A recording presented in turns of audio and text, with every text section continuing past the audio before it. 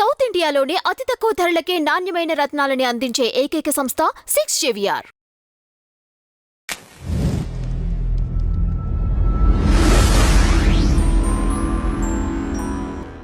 చాలా మంది పాస్టర్లు మీరు చెప్పినట్లు కొన్ని కోట్లకి పడగలెత్తున్నారు.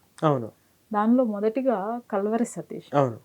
ఎలా ఆయనకి ఎక్కడి నుంచి వచ్చే ఇన్ని, అంటే ఆయనకి వ్యాపారాలు ఏవైనా ఉన్నాయా? ఒక్క సువార్త పైన ఇన్ని కోట్లు సంపాదించారా? అంటే ఆయన నిన్న మొన్న పాస్ట్ అయిన వాడు కాదు మేడం. 1980, 1970 ఆ టైంలోనే పాస్టర్గా ఉంటూ చిన్న చిన్నగా సంఘాలు పెట్టుకుంటూ ఇప్పుడు ఈ స్థాయికి వచ్చాడు. ఇప్పుడు ఆయనకు వచ్చేసి దగ్గర 3,000 కోట్ల ఆస్తి ఉంది. ఎక్కడి నుంచి వచ్చిందని అంటే ఇప్పుడు ఈ కల్వా సతీష్కి సంబంధించి 2 తెలుగు రాష్ట్రాల్లో మీరు ఏ ప్రధాన నగరంకి వెళ్ళినా కూడా ఈయనకు సపరేట్గా కలవరి టీవీ అనుకుంటూ ఓన్ ఛానల్స్ ఉన్నాయి. టీవీ ఛానల్స్, శాటిలైట్ ఛానల్స్ ఉన్నాయి. ఒక 4-5 ఉంటాయి. 4 ఛానల్, 1-2 కాదు. తర్వాత మీరు ఎక్కడికి వెళ్ళినా కూడా ఈయనకు సంబంధించి డివైడర్ల మధ్యలో కలవరి స్వరాలు అని చెప్పేసి ప్రతి చోట కూడా ఈయన కల్వా సతీష్‌వి ఉంటాయి. ఫ్లెక్సీలు, బ్యానర్లు ఉంటాయి. ఎక్కడికి వెళ్ళినా కూడా ఉంటాయి. అంటే అన్ని రకాల టీవీ ఛానల్స్ ఉన్నాయి. తర్వాత ఇప్పుడు ఉన్న ఈ చర్చికి వచ్చే వాళ్ళలో మొత్తం ఒక 15,000 మంది, 20,000 మంది, అంటే ఒక్కొక్క సెక్షన్‌కి 5,000 మంది ఉంటారు. ఒక సెక్షన్ 2-3 గంటలు జరుగుతుంటది. సండే వచ్చిందంటే ఉదయం నుంచి రాత్రి వరకు సెక్షన్స్ మీద సెక్షన్సే ఉంటాయి. టీవీ ఛానల్స్ ఉన్నాయి. వాళ్ళందరూ కూడా కానుకలు, దశంభాగాలు మాక్సిమం 99% ఇచ్చేవాళ్ళే. ఇవ్వకపోతే గుచ్చి మరి అడుగుతాడు. మనకు అవన్నీ కూడా బహిరంగంగా వీడియోలోనే అలా దొరుకుతున్నాయి. మీరు బంగారం కూడా ఇవ్వండి, వెండిని కూడా తీసుకొచ్చి ఇవ్వండి అని చెప్పేసి కూడా అంటున్నాడు. ఆయన వీడియోలు మళ్ళీ 20% కూడా అడిగిన వాటి సందర్భాలు కూడా ఉన్నాయి. వీడియోలు అలా ఉన్నాయంటే వీడియో రికార్డ్ అవ్వకుండా నార్మల్గా ఇంకా ఎన్ని ఉండొచ్చు. అట్లాగా ఆ తర్వాత ఆయన ఏంటంటే కల్వా సతీష్ టెక్నిక్ ఏంటంటే మేడం, ఆయన ఎక్కువగా హిందూ దేవులను దూషించే పని పెట్టుకోడు. హిందుత్వాన్ని అవన్నీ కూడా పక్కన పెట్టేస్తాడు. ఆయన కొన్ని పిట్టకథలు చెప్తాడు. ఆ పిట్టకథలు కూడా వినడానికి వినసొంపుగా ఉంటాయి. అంటే ఇప్పుడు అవి కూడా మంచివే.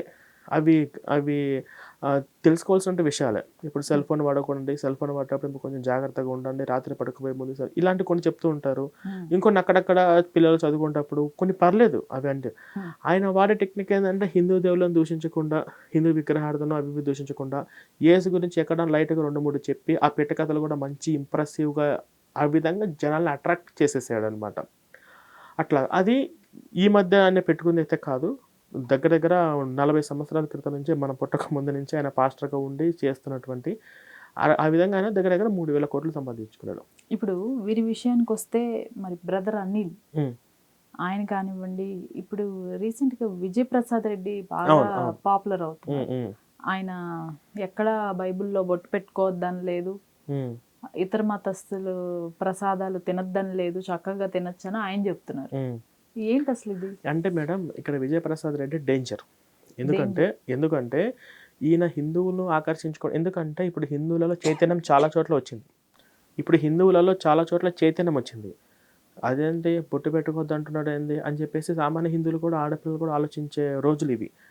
తర్వాత వచ్చేసి ప్రసాదాలు తినొద్దు అంటారండి, అట్లా ఏంటి అని చెప్పేసి ఇలా కొంచెం కొత్తగా హిందుత్వం నుంచి రావాలనుకున్న వాళ్ళకి ఇవి ఇబ్బంది కలిగించే అవకాశాలు చాలా ఉంటాయి. అందుకని చెప్పేసి ఈయన విజయప్రసాద్ రెడ్డి ఏం చేసినంటే ఆయన టార్గెట్ ఏంటి, ఇప్పుడు ఉన్నటువంటి జనాల కన్నా ఇంకా ఎక్కువ మందిని తీసుకురావాలి. అంటే వచ్చే వాళ్ళలో అందరూ హిందువుల నుంచి వస్తారు కదా, వాళ్ళు ఒక్కసారిగా మీరు వచ్చిన మరుసటి రోజు బొట్టు తీసేయండి, వచ్చిన మరుసటి రోజే మీరు ఇంట్లో ఉన్న దేవుళ్ళ పటాలు తీసి పడేసేయండి, వచ్చిన మరుసటి రోజు మీరు ప్రసాదాలు తిన్న మానేయండి, ఇవన్నీ చెబితే వాళ్ళు ఒక్కసారిగా అసలు రావడం మానేస్తారు. ఏదో పూర్తిగా ఏదో తేడాగా ఉంది అని చెప్పేసి. కాబట్టి వాళ్ళని దృష్టిలో పెట్టుకొని ఎక్కువ మందిని ఆకర్షించుకోవడం కోసం ఈయన విజయప్రసాద్ వేసినటువంటి ఒక ట్రిక్ అంతే. మిగతా వాళ్ళందరూ ఎవరైతే ఉన్నారో వాళ్ళు మా బైబిల్కి విరుద్ధం అండి, బైబిల్ ఇలా లేదా అని చెప్తున్నారో వాళ్ళే కరెక్ట్. వాళ్ళు ఉన్న వాళ్ళు చాలరా బాబు, మళ్ళీ కొత్త వాళ్ళని మళ్ళీ ఇది ఉన్నట్టు చెప్దామని కాస్త వాళ్ళే బెటర్. ఇప్పుడు ఇంకొక విషయం ఏంటంటే విజయప్రసాద్ రెడ్డి ఈ మూఢనమ్మకాలను కూడా బాగా వ్యతిరేకిస్తున్నాడు. దయ్యాల పట్ల వాళ్ళను దయ్యాలు చేయకూడదు, ఈ స్వస్థతలు ఇవన్నీ నమ్మకండి, ఈ అమ్మతేజ చేసే ట్రిక్స్ అని మోసం అని చెప్పేసి అంటున్నాడు. ఈ విషయంలో కొంత బెటర్. ఎందుకంటే మూఢనమ్మకాల మీదనే మేము కూడా ఫైట్ చేస్తూ ఉంటాం, ఎప్పుడు చైతన్యం కలిగిస్తూ ఉంటాము. కానీ ఈయన చెప్పబట్టి చాలామంది క్రైస్తవులను ఆలోచింపజేస్తుంది. మేము చెప్తే మమ్మల్ని మతులు మాదులు, వీళ్ళ మాటలు నమ్మకండి, మేము సైతాన్ దూతలు అని చెప్పేసి ఆల్రెడీ మా మీద రకరకాల ముద్రలు వేసి ఉంటారు. కానీ ఈ విషయంలో కొంచెం బెటర్, ఈ మూఢనమ్మకాల విషయంలో కొద్దిగా బెటర్. అట్లాగే దశంభాగాలు ఎవరిని ఏం కలెక్ట్ చేయడు, కానీ జనాల దగ్గర నుంచి ఎలా డబ్బులు కలెక్ట్ చేయాలో అన్న విషయంలో వివిధ రకాలుగా ట్రిక్స్ కలిగిన వాడు అనమాట ఆయన కూడా.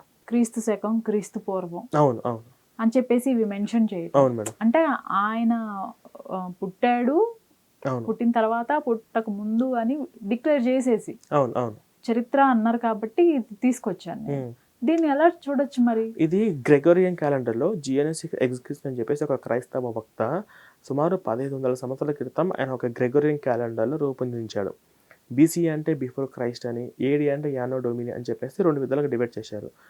బిఫోర్ క్రైస్ట్ క్రీస్తు పుట్టక ముందు, ఈ ఏడి యానో అంటే ఇది కూడా, ఈ రెండు కూడా కరెక్ట్ కాదు. అది ఒకటి లాటిన్ వర్డ్, ఇంకోటి ఇంగ్లీష్ వర్డ్.